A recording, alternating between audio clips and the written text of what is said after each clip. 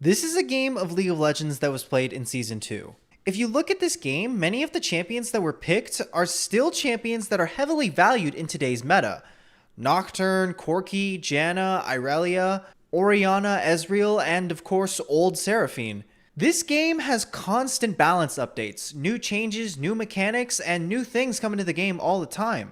There are so many differences in the game at this point. The runes are different, the items are different. Even the game itself looks completely different.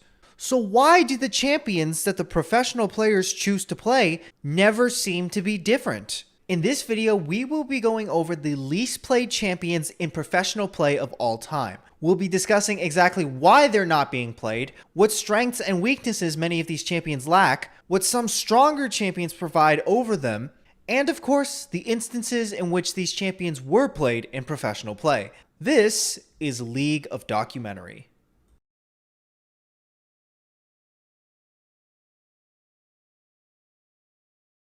Nasus, Yorick, and Tryndamere.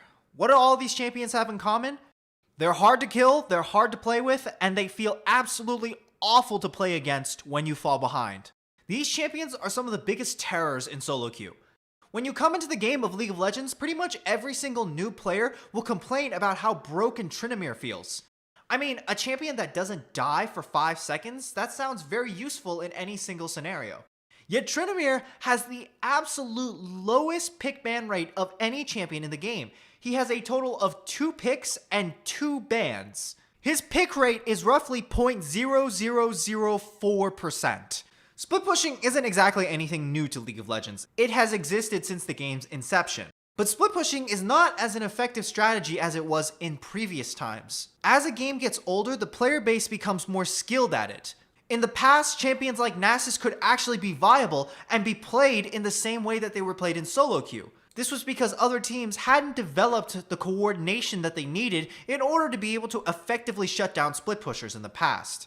Nowadays, Nasus, Yorick, and Tryndamere are pretty much never played. If a Nasus player was playing him in pro play, for the majority of his games, it would be an E-max Nasus, meaning that the Nasus player would build a little bit of ability power and just constantly shove the wave. Now, here's the thing. There are split push champions that are viable. Jax, Irelia, Camille are all very consistent picks in the top lane. So what do these champions have that the other split pushers don't have? A strong top laner should be like a strong shot of semen. It needs to be aggressive, thick, but most importantly, it needs to be sticky. Top laners need to be sticky in order to stay on an AD carry's face. Carry champions need to feel panic and worried when you are on their face. And you need to be sticky enough that one of their teammates has to help them wipe you off their face. Jax, Camille, and Fiora all have great mobility in their basic kits.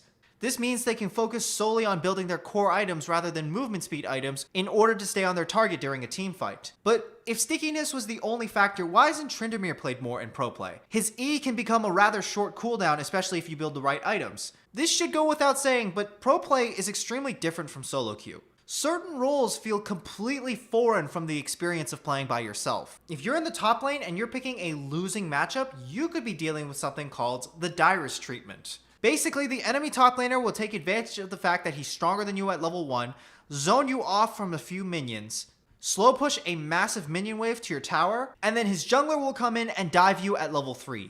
There is no counterplay to this other than just leaving your tower. It doesn't matter how good or how mechanically gifted the enemy top laner is, there is no potential for him to even be able to outplay.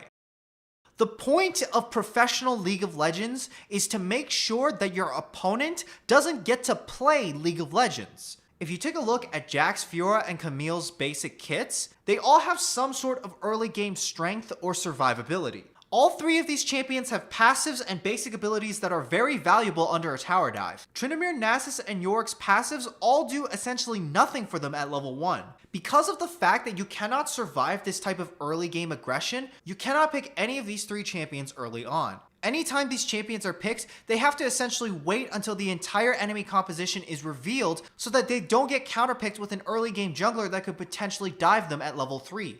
This is one of the most important factors when picking a top laner. Your champion has to be self-sufficient. Generally speaking, junglers don't want to path up for the top lane. There are more champions and more game-winning objectives in the bot lane. It is not to say that junglers will never come to the top lane, but if you're playing a split pusher that needs to be babysat in the early game, the other pros on your team are not going to be very happy about that.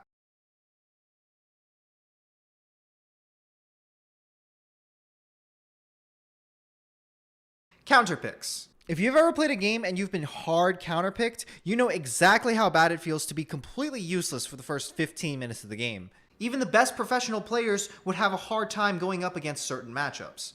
Singed, Illaoi, Quinn, and Teemo. These 4 champions, while not good enough to be played by themselves, have often been taken out for very specific matchups because they hard counter them so well. Teemo's pick ban rate is extremely low. He's got about 9 picks and 3 bans, the majority of which were troll games. But there was a single instance where Teemo was actually played as a serious hard counter pick. He only got it off in 2 games, but he did win both of them, and that was by LCK's Viper. Instead of picking Teemo at the top lane, he picked Teemo as an AD carry. The point was simple. If you pick Teemo into lanes with low sustain, you can constantly trade with the enemy AD carry and force them out of lane. Teemo's blind naturally makes him stronger than most AD carries at the early game, so essentially he played it as a denial pick to make sure that his bot laners would always win. Although he didn't have any crazy stats or insane things on Teemo, technically he still does have a 100% win rate. Unfortunately for Teemo, the rest of his pick history has only been in troll instances. Most players are playing end of the season games where the game result doesn't have any actual consequences on whether or not the team makes it to Worlds. So usually by popular demand, a Teemo pick will come out. Unsurprisingly, in most of these cases, Teemo gets absolutely destroyed. Ranged champions in the top lane are less effective than they are in solo queue. Pro players are more willing to give up CS so long as they don't die. They are better at being patient and giving up their lane because they have faith that their teammates will eventually carry them. Even though they'll still lose out on a ton of minions in their lane, pro players are not as impatient to all in when they know they've been hard counterpicked. Unfortunately, there are some counterpicks in which if you do nothing, you'll still lose even harder. And the best example of that is Quinn. Quinn was briefly played in the mid lane for a season. Because of her fast wave clear and ability to just press R and run to any lane for a skirmish, she was extremely ideal at abusing slow wave clear mages. But the main bulk of Quinn picks has always been to counter Renekton. Renekton has one of the highest pick ban rates in professional play. Renekton will generally show up in 1 in every 4 professional games in League of Legends. He has great sustain, great early game, and most importantly, he is very, very strong in those level 3 dives we talked about before. Renekton does not need a lot of help by himself, and he does not need a ton of items in order to be a threat. The Crocodile is considered to be one of the most safest and consistent picks in professional play, until players started to play Quinn. Quinn players did not need to take teleport. Her ultimate simply allowed her to wave clear and then fly towards whatever skirmish or objective that was going to be fought for. Quinn players would additionally then take cleanse instead. She would then rush Blade of the Ruined King so that Renekton could never catch up to her. In this matchup, even the best players would go down 50 CS at the end of laning phase. While certain matchups make champions feel completely useless in a 1v1, other matchups will make other champions feel useless in a team fight or later on in the game. The only times that Illaoi and Singed have been picked up in professional play is when they were used as hard counter picks against Ornn and Maokai. Illaoi was used because the rune Kleptomancy made her extremely broken. Kleptomancy would give you a 2-hit Spellblade passive that gave you gold or small items in your inventory. You could also take these items and sell them at the shop. On release, Kleptomancy used to proc off of the ghost of Test of Spirit. That means you could just sit here and farm the enemy champion when you pulled him in. Tanks can't out-trade Illaoi, so they just have to sit there and watch as Illaoi just gets richer and richer from just taking one skill shot. Singed, on the other hand, countered these champions in different ways. Crowd control is the core of strong tank champions. Ornn's most consistent CC is his ultimate, but what most players don't realize is the second part of his ultimate, the headbutt activation, is actually a short dash. This means that Singed players simply have to press W on Ornn when he's casting his ult, and then he'll just lose the second portion of this ability. Now, there are a handful of other great counterpick champions. Veigar into Azir, Annie into Lucian, Rammus into AD compositions, but all of these champions usually suffer from the same problems. How useful are you afterwards? Are you going to destroy your laner so hard that they can't even play the game? If that's not the case, then usually it's not worth picking these champions. They are only good for that one scenario. How much time is a pro team supposed to devote for every single niche counterpick? Why spend time learning a single champion for a single scenario when you can just learn a meta champion who's good into most scenarios? Counterpick champions usually come out because pros themselves really just enjoy playing these champions. They've played a bunch of them because they feel like they're cool or they look flashy, and so they have enough personal experience that it makes up for it. But pro teams and their coaches are not going to start pushing their players to start learning Rammus top just because it counters a specific champion.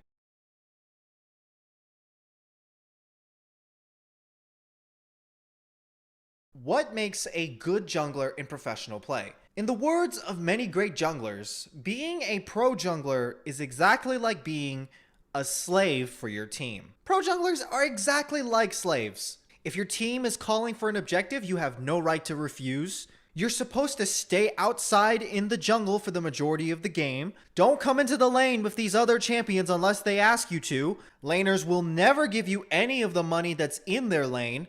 And even if you're doing all this work, they're never going to feed you very much. If you look at the most picked junglers in professional play, they all have very common themes. Rek'Sai, Elise, Olaf, Lee Sin, these champions are all very strong individually without items. Because slaves never get any real money for themselves, they have to rely on their basic kits. Slaves need to be strong without being fed. The job of a professional jungler is almost always to cover for his team's weakness. Let's say your win condition is to get Azir strong. If you pick a jungler like Master Yi, whose early game is significantly weaker than everyone else's, if you gank the mid lane and you're up against one of those other junglers, you're almost always going to lose the 2v2. This is why, historically speaking, you cannot play around the jungler. Champions like Shyvana, Master Yi, Kayn, Amumu, they all do different things really well, but all of them require a certain level of resources. If you die even once, you are just going to be permanently bullied out by the enemy jungler. And so if you want to be able to take your buffs safely, you have to call your own laners over, which means they miss minions and they miss EXP. By the factor of your own selfishness to play one of these champions, you are going to set your players behind. The only time in which Master Yi was ever played in professional play was when Taric Yi funneling was so powerful that pro players were doing it. Basically, your mid laner would just play Taric, get Master Yi to farm jungle camps, and then also get him to farm the mid lane as well.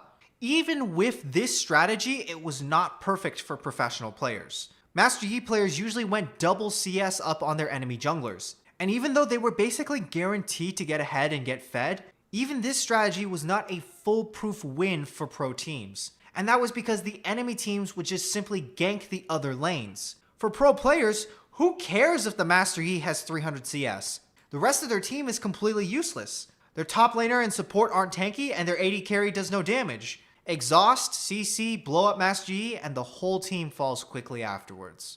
Although Rengar, Amumu, Shyvana, and Kayn all do different things from Master Yi, they essentially all have the same weakness.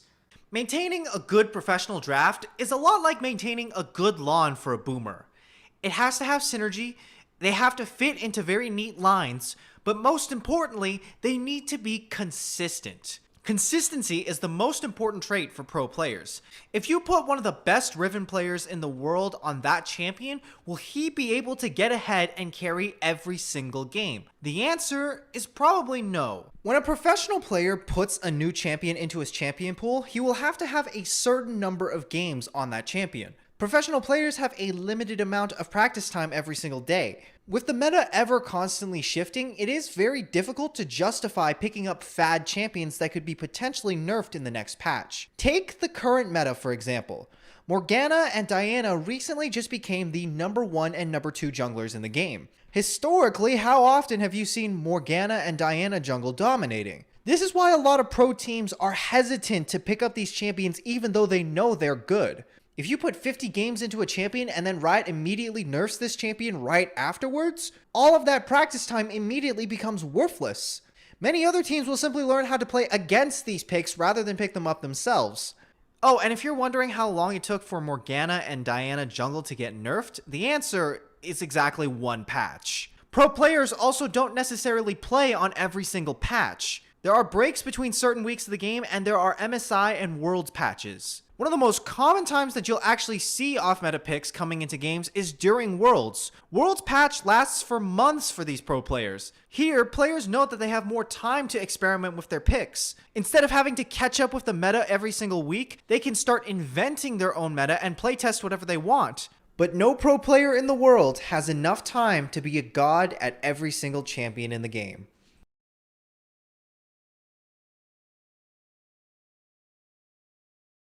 When I put up the list of champions that I was going to be doing for this video in the community polls, a lot of people were questioning as to why I put Udyr in this list. In the current meta, Udyr is pretty much a permanently picked or banned champion. If you played with or against an Udyr anytime in the last few months, you probably aren't too surprised. But if anyone deserves to be on this list, it is definitely Udyr. The number of times that Udyr was played in Season 10 was 0. The number of times that Udyr was played in Season 9 was 0. The number of times that Udyr was played in Season 7 was 0. The number of times that Udyr was played in Season 8 was 1. That was a loss. Throughout the history of this champion, he has not really been picked up. In fact, 99% of all Udyr games played in professional play have just been in the last few months. So let's examine exactly what made Udyr the best jungler in the game. Udyr has two clear consistent weaknesses when it comes to professional play. He is not as useful in a team fight, and he is very easily kited. Because of the overwhelming value of Scuttle Crab, the champions that are viable in the jungle meta are determined by who can clear the camps quickly and who can win early game skirmishes. Udyr is perhaps the best at doing both, and that's why he became the #1 jungler in the meta. With the addition of items such as Force of Nature and Turbo Chemtech, Udyr players were able to be tanky, be a threat, and be able to get onto whatever champion they wanted in a teamfight. If Udyr didn't have these two factors, he would still be one of the least played junglers in the game. Some champions' kits are designed not to be difficult because they're designed to be appealing to new players. Udyr, Rammus, Vi, and Warwick all fit this category. When you have simplistic champions that just do one thing really well, it's not very appealing for professional players. When it comes to Vi and Warwick, yes, they're very good at locking down one person, but a champion like Jarvan is good at locking down entire teams. These champions are basically just jungle training wheels. The jungle role is arguably the most difficult role in the game. It's definitely the role that takes the most abuse from his own teammates. These extremely basic champions are designed for new players to ease into this harsh role. Pro players aren't going to pick them up because they can make better use out of more complex champions. These guys are not meant for the big leagues. Udyr is the only lucky one out of this bunch because he had both of his major weaknesses covered thanks to these item and jungle changes. But once the meta starts shifting again, it'll probably be a very long time before you see him in another professional game.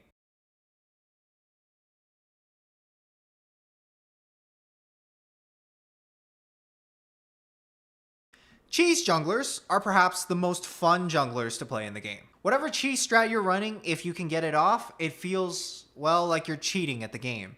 There are several very fun cheese junglers in League of Legends. Fiddlesticks, Nunu, and Shaco are among the most popular. But cheese strategies just tend not to work for professional players.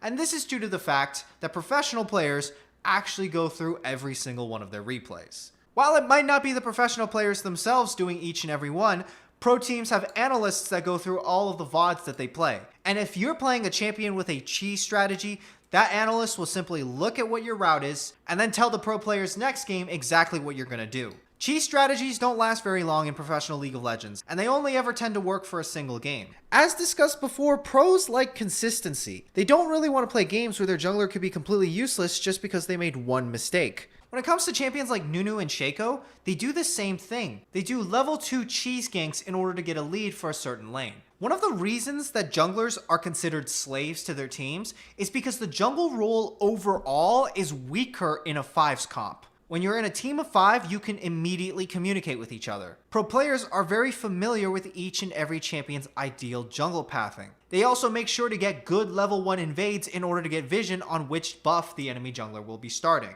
They figure out exactly which camps the jungler has taken, and they can make a very good educated guess as to which side of the map the jungler is going to be on. When it comes to ganks, there's not many surprises.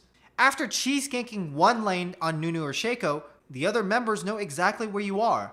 They can very easily figure out what lane you're going to cheese gank next. What's worse about these types of junglers is that even when you get extremely far ahead, it doesn't actually really do anything. In this game, Shaco was up 5 kills on the enemy team. He was by far the most fed member, but in a straight up team fight, he doesn't contribute anything other than damage. In solo queue, players get tilted, players get upset. If you're gonna get ganked 5 times and die 5 times to an enemy Shaco, when your jungler hasn't touched your lane a single time, you might tilt and go AFK. But pro players aren't going to go AFK on stage. They understand I'm playing the weak side of the map. They understand that even if they're down 2 kills, 3 kills, or 50 CS, the other side of the map is prospering. Meanwhile, my jungler is farming. And when it comes to late game teamfights, he will carry me later on. Make no mistake, pro players do tilt. They get upset, they get irrational, and they play worse because of these feelings.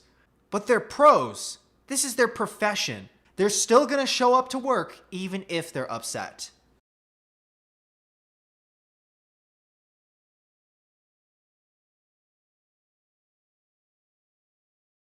So what are the qualities that make a mid laner viable for pro play? A good mid laner should be like a good pan-gender person. You have to be able to identify as more than one role. Take Azir for example. Azir identifies as a burst mage, combo mage, long range mage, control mage, and DPS mage. In pro play, you're going to be going up against a lot of different people, and you don't have a lot of choice in who you get to fuck in lane. You can't be picky, you have to be able to fuck everyone or you're gonna get fucked yourself. Azir's early game might be a little bit weak, but as time go on, the team will play with him and around him, and he'll be able to adapt and fit into whatever gender role his team needs him to be. If they need a manly engage for their combo, he can go in with the Shurima Shuffle. If they need him to be a huge pussy, then he can play his max range and just sit back and hit stuff. Whichever role you need Azir for, he is able to do it. That cannot be said for most other mid laners. Vel'Koz, Xerath, Lux, Ziggs, Assassins mid have to get ahead, otherwise they start falling off as the game progresses. Short-range burst mages need flash to be able to engage. Whatever the case may be, specialties are generally not very valuable in pro draft. If your champion is specifically good at one thing, then there's likely another champion that's specifically good at shutting you down. Champions like Azir, Syndra, and Orianna are all very safe picks. But this isn't the only reason that these champions are so valuable. The biggest reason that a lot of artillery mages are generally avoided in pro play is because artillery mages have a lot of skill shots. And you might be thinking, wait, pro players are good at hitting skill shots, so shouldn't they be playing them more? Yes, pro players are generally better at hitting skill shots, but they're also better at dodging them as well. Azir, Orianna, and Syndra all have sort of AoE abilities. They are skill shots in a sense, but they're not really skill shots. When it comes to Azir, you can't really just sidestep all of his damage. You can dodge it with things that are similar to Flash, but the thing is that you have to burn Flash. If you're good enough, artillery mages will never be able to hit a single skill shot on you. Pro players don't want their main source of magic damage to be sidesteppable. This is why when you pick an artillery mage, you have to draft around that mage. All of these guys need some sort of setup from the rest of their team in the form of crowd control in order to be able to get the maximum amount of damage off. Champion reliance on single skill shots is also another big reason as to why other champions are not played in the bottom lane as well. If mage supports are played in the bot lane, it's generally going to be champions like Annie or Zyra. They have a lot of AoE and a lot of their damage isn't avoidable. Champions like Pyke and Blitzcrank suffer from the same problem. If your entire champion is based off of the hope that you're able to hit a single straight line skill shot, well, pro players are not going to let you be able to get away with that. You have to work so much harder in order for your champion to be able to be strong. Alistar is picked in 1 in every 3 professional games. One of the biggest reasons that is because his WQ combo isn't something that you can just sidestep. The more skillful your opponents, the less consistent skill shots become. In other words, if you're going to play something like Blitzcrank in a professional game, then you have to be a god at hitting gods with one of the most telegraphed abilities in the entire game.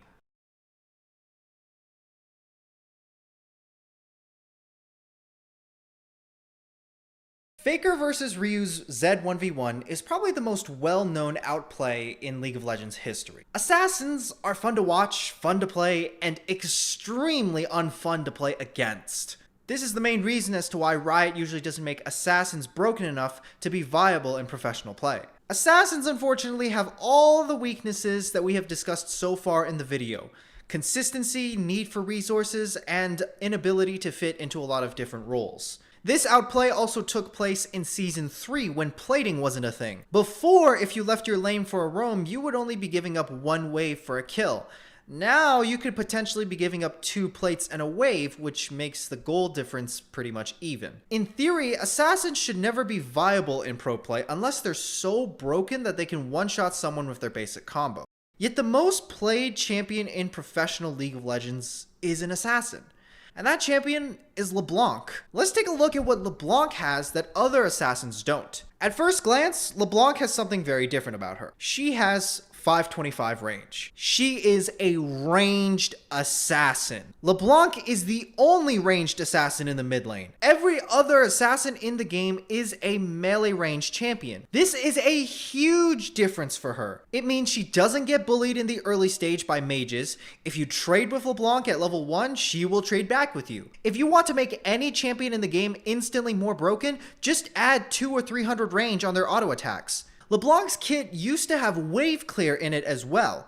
Her Q would proc on most of the minions in lane, and you could then detonate them in order to clear the wave faster. This meant that LeBlanc could take away the mage's only real advantage against an assassin in this matchup, which was wave clear. If you want to roam as an assassin, you're supposed to shove your wave in first. Most assassins don't have safe wave clear where they won't be taking harass from a ranged mage. These days, mid lane is just about who's managing the wave better and who's going to roam first to a fight. If your champion doesn't have wave clear, then you can never really choose when you can go back to base, when you want to roam, or when your jungler can go for a crab. Pro games usually focus around farming more than fighting. This means that carries will have more gold to spend, which means they'll get their core items faster, so that they'll be able to get safety items afterwards to be able to shut assassins down. If you're a champion like Talon, for instance, who's got a lot of damage packed into their ultimate, and you only blow up a Zhonya's or a GA during a fight, that's not good enough to win the team fight. LeBlanc's ultimate, on the other hand, is only 30 seconds at level 16. She has the very real possibility of using her full combo more than once during a team fight. And of course, on top of all of that, most of LeBlanc's abilities are not dodgeable by sidestepping. The main reason that Faker was able to outplay Ryu was because he dodged Ryu's shurikens. You can't dodge the first 2 Qs of LeBlanc's combo, and you can't really dodge her W either. Assassins thrive off of low vision, isolated targets, and uncoordinated team fighting, all of which don't really happen as much in professional play. Even though most viewers, including myself, would love to see Assassins return to pro play, if Riot ever intends to do that, then Assassins would be absolutely disgusting in solo queue.